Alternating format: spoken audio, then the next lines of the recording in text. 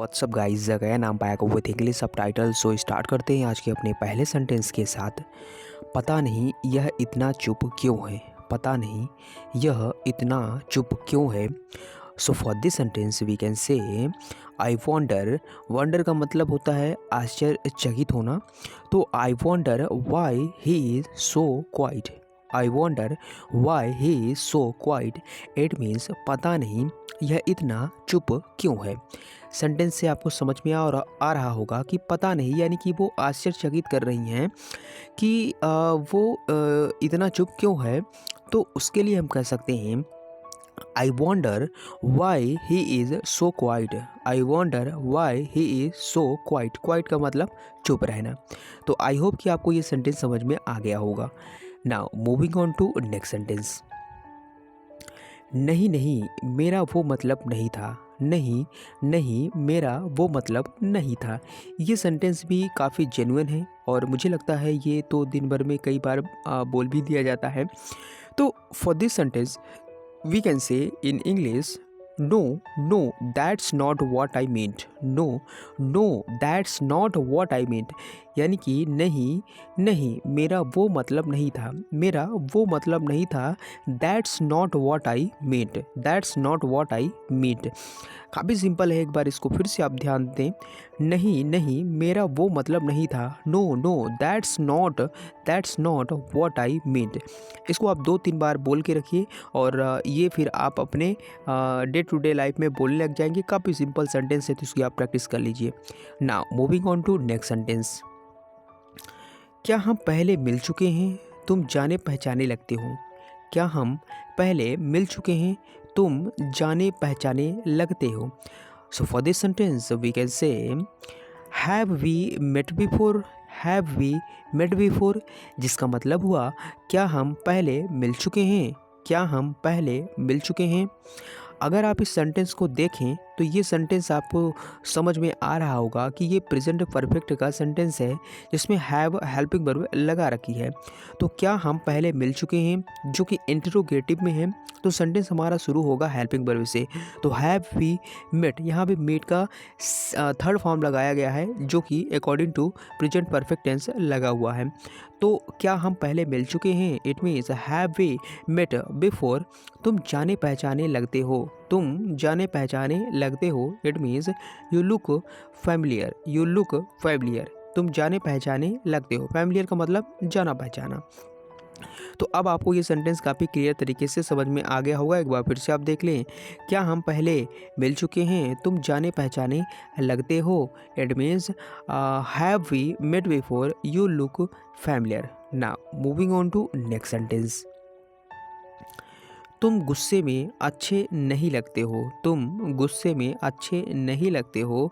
So for this sentence we can say you don't look good. You don't look good when you are angry यानी कि तुम गुस्से में अच्छे नहीं लगते हो।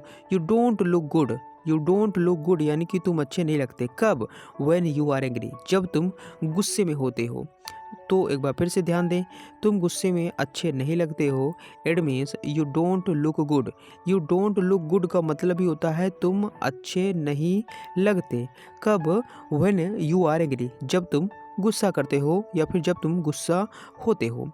आई होप कि आपको ये सेंटेंस भी काफ़ी अच्छी तरीके से समझ में आ गया होगा। Now moving on to next sentence. मैं हमेशा नए लोगों से मिलने के लिए उत्सुक रहती हूँ। मैं हमेशा नए लोगों से मिलने के लिए उत्सुक रहती हूँ। So for this sentence we can say I always looks forward to meeting new people. I always looks forward to meeting new people यहाँ पे लुक्स फॉरवर्ड एक साथ आया हुआ है जो कि फ्रेजल वर्ब है। तो मैं हमेशा नए लोगों से मिलने के लिए उत्सुक रहती हूँ it means I always looks forward to meeting new people. Meeting मतलब यहाँ पे मिलने से, लुक्स फॉरवर्ड का मतलब वो यहाँ पे उत्सुकता से है। तो सेंटेंस को एक बार फिर से ध्यान दें। मैं हमेशा नए लोगों से मिलने के लिए उत्सुक रहती हूँ it means I always looks forward to meeting new people. New people मतलब नए लोगों से। तो आई ऑलवेज मैं हमेशा लुक्स फॉरवर्ड यानी उत्सुक रहती हूँ किस चीज़ के लिए, टू मीटिंग मिलने के लिए, किनसे, न्यू पीपल। तो I always looks forward to meeting new people it means मैं हमेशा नए लोगों से मिलने के लिए उत्सुक रहती हूँ। I hope this is clear. Now moving on to next sentence. Now in this sentence guys you can see अगर उन्होंने आने से इनकार कर दिया तो क्या होगा, अगर उन्होंने आने से इनकार कर दिया तो क्या होगा. So for this sentence we can say what if they refused to come, what if they refused to come. It means अगर उन्होंने आने से इनकार कर दिया तो क्या होगा, what if they refused to come. काफ़ी सिंपल सेंटेंस है, एक बार फिर से आप ध्यान दें. अगर उन्होंने आने से इनकार कर दिया तो क्या होगा. It means what if they refused to come. Now moving on to next sentence. Now in this sentence you can see बहुत लोग हमारे खिलाफ हो गए हैं, बहुत लोग हमारे खिलाफ हो गए हैं. So for this sentence we can say many people have turn against us. Turn against एक बार फिर से यहाँ पे फ्रेजल वर्ब है जिसका मतलब होता है खिलाफ हो जाना. तो बहुत लोग हमारे खिलाफ हो गए हैं. It means many people have turn against, many people have turn against us. Us का मतलब हमारे खिलाफ. तो बहुत लोग हमारे खिलाफ हो गए हैं. It means many people have turn against us. Now moving on to next sentence. Now in this sentence you can see क्या तुम ऐसा सोचते हो, क्या तुम ऐसा सोचते हो.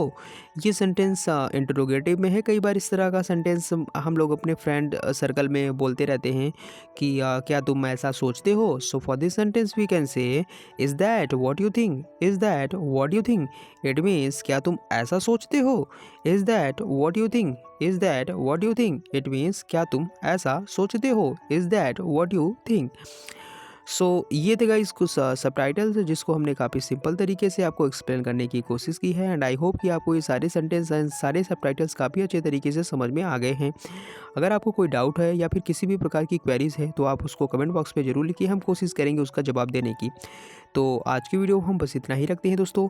और अगर आपको ये सीरीज़ और हमारा ये सबटाइटल्स वीडियो पसंद आ रहा है तो वीडियो को आप लाइक करें, दोस्तों के साथ शेयर करें और अपनी राय कमेंट बॉक्स में ज़रूर लिखें. और अगर आप इस सीरीज़ को पसंद कर रहे हैं और नए व्यूअर्स हैं तो चैनल को सब्सक्राइब भी कर लें और बेल आइकन प्रेस को ऑन कर लें ताकि हर अपडेट और हर नोटिफिकेशन आप तक पहुँचे सबसे पहले. तो चलिए दोस्तों अब हम मिलते हैं अपने नए वीडियो में.